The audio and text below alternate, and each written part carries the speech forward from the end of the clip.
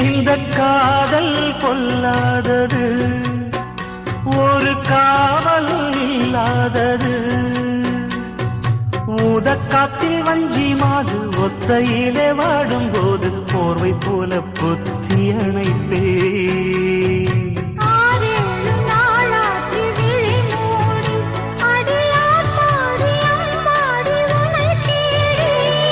நீதானே மானே என் இளஞ்சோடி, உனை நீங்காது என்றும் என் உயிர் நாடி.